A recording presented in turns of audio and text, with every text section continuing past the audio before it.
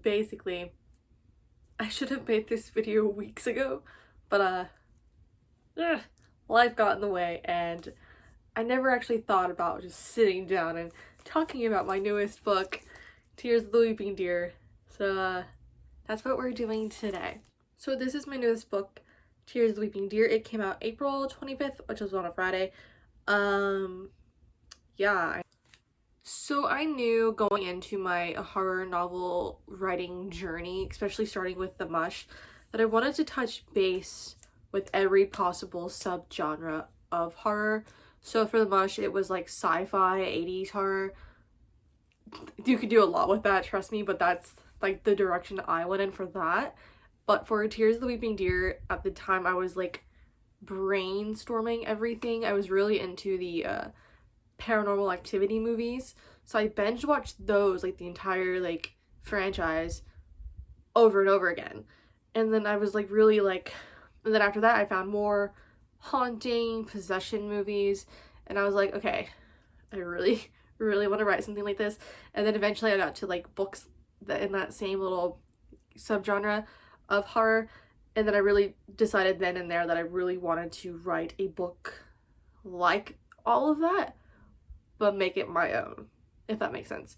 So that's how the early stages of Tears of the Weeping Deer went, which I'm grateful that I've had so much inspiration to look up to when writing this novel, because it helped me figure out what exactly I wanted to happen and how to get that to happen, if that makes sense. So let's talk about like the aesthetic that I really wanted to form for this book, because a lot of the times horror is like dark and, you know, has certain gloomy colors, and I wanted to do something slightly different.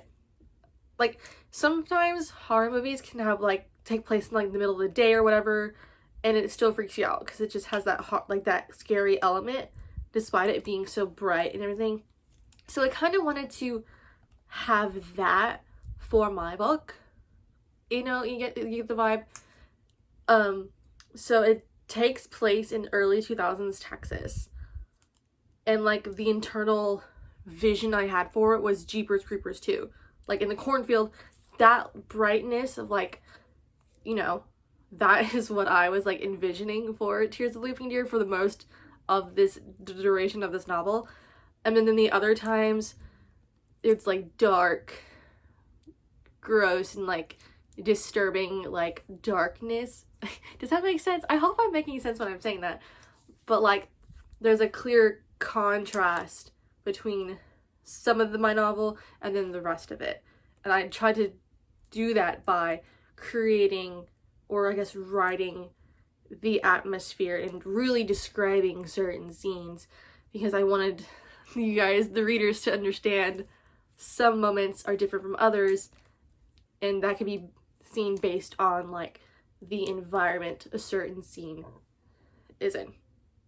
That was a lot, but that's like my vision, you know?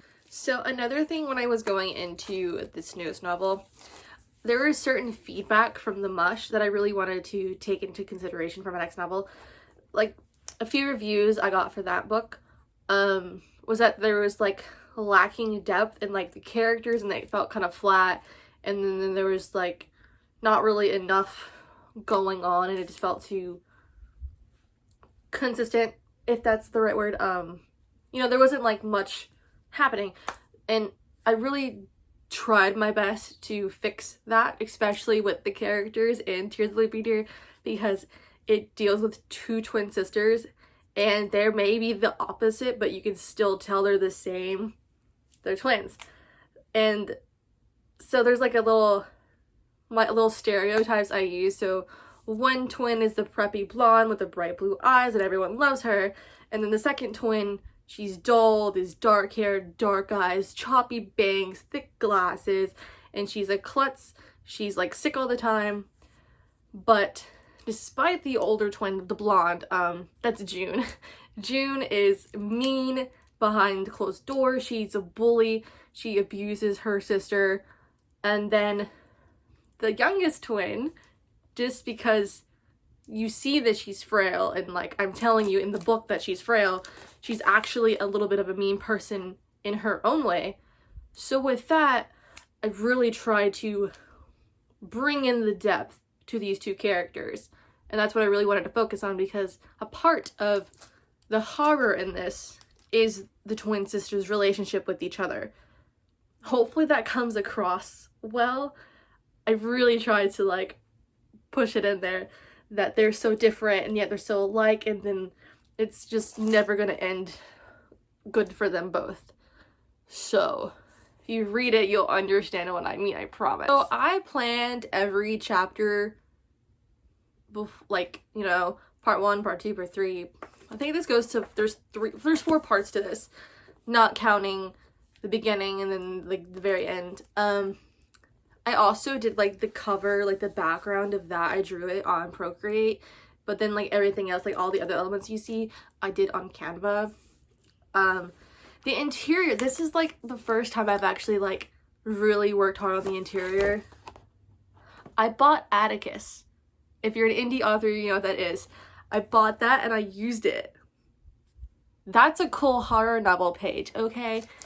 And now that I also made on Canva, but like these for the chapters, I hand drew those on Procreate, because at least I wanted to have some original art, you know.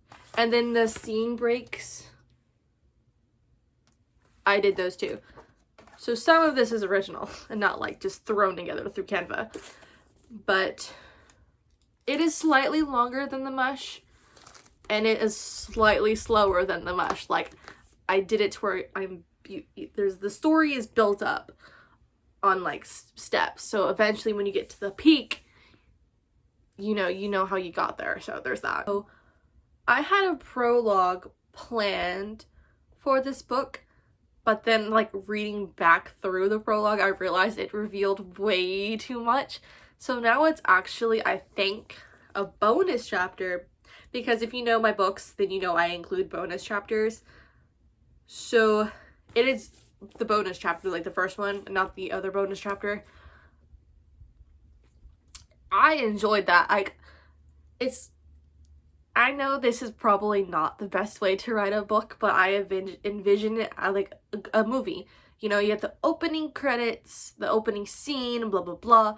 So that's kind of how I put together a book, because I think movies are effective that way. So I use that same structure when writing a book. I know a lot of people don't do that or like frown upon it instead of like really trying to like do it from scratch, you know? But I use the movie method, okay? That's my method. I like it and it works, okay? It works, I promise. Some other feedback I got from the previous book I wrote, The Mush, is that the ending kind of confused people. And my explanation for that is, yes, the villain in the book told the main character that she was immune to the disease, right? But in the end, she wasn't immune. And I like to say it's because villains lie. And I did that on purpose because I knew I wanted to give the character false hope. And I thought that was effective, but clearly it was not effective. And people didn't really like it that way. I hate to say it, but I did it again in this book. I did.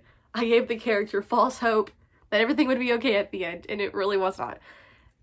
And if you read the epilogue, you'll understand what I mean. But I gave her some what's the word I'm looking for? It's like, what's the word? I don't know.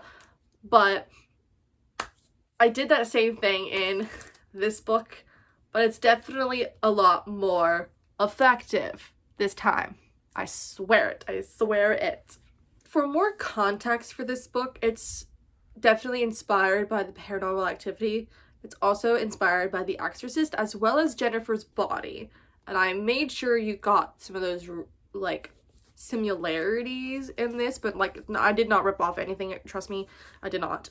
I just wanted those vibes, and you will see that in here. Definitely check the trigger warnings.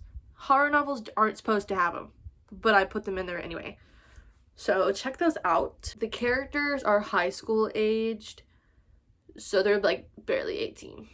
So I put them through the ringer. I really did. This was a lot more intense, I feel like, than my last one. Well, not... Okay, I put the main character, July Burkstone. I forgot her name for a second. July Burkstone is the main character, and she goes through a lot. Not only from the thing that's, like, haunting them, but also from her sister and people at school. This poor main character, I felt bad, but at the same time, it was necessary for the plot. Okay. So far, I've only sold a few copies, and then someone read it on KU, which is great. And there's already a review for it, which I'm very thrilled about. And it wasn't a bad review. It's just that they were wanting more, which I'll take it. Like, I'll take it for sure. But it is on KU, and it's also on Amazon. Same price as my last book, $14. That's how I like to price my books, for cheap, so I want people to buy it and read it, okay? Not in hardcover yet. I don't think I'll do it in hardcover because The Mush is in hardcover and no one's ordered it. So I probably won't do hardcover in this book. Oh, actually, look at the spine though. It's got a little butterfly.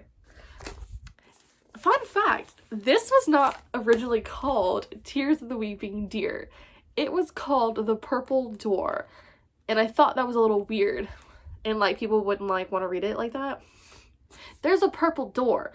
But, like, I'm always mentioning the purple door in here. And I figured it does not need to be in the title. And the butterflies are significant as well. The deer and the butterfly. If you read it, you'll know what I'm talking about. That's another thing. I really wanted to make this a paranormal horror that no one has, like, thought of. So hopefully the elements I introduced pulled this off, okay? I think it's one of my best works. But I say that about every novel, but trust me, this one you will love. So to wrap up this video, this is my newest book, wrong book. This is my newest book, Tears of the Weeping Deer. It is a paranormal horror novel, and there are trigger warnings in the front if you want to check it out. It is on KU and on Amazon as paperback. So please give this a chance. I know it looks kind of cutesy and pretty, but it's freaky scary. I promise you. You will be so surprised. Okay, I think that's it. Pay attention to the end credits of this video because my socials have changed slightly because I have officially changed my author name, and it's not a huge change at all. Like, don't panic, but I have changed it. I didn't change my YouTube name though. That's still the same, but everything else is different. So pay attention, make sure you're following, because I post stuff here, Instagram, and TikTok. A lot of the times it's not the same content, so make sure to follow all of that. Anyways, this is my book. Goodbye.